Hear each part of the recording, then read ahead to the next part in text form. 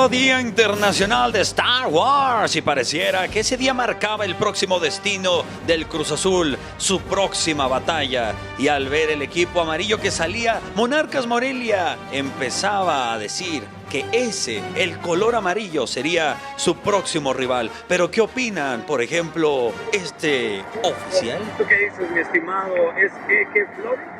¿Cómo es tu nombre? Eric Flores, muchas gracias. ¿Piensas que pueda ser campeón en esta hora sí? Cierra mejor que el torneo pasado. Nada más que no se encuentre acá con el América, ¿no? Si quieren salir campeones, que sea. ¿Y los paramédicos qué dicen? En caso de que un guerrero salga herido de la batalla, ¿a dónde lo trasladan? América Azul.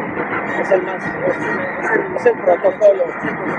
Y así fue como gracias al Día Internacional de Star Wars adelantaron la próxima guerra del fútbol. Los cuartos de final serán entre Cruz Azul y las Águilas del América.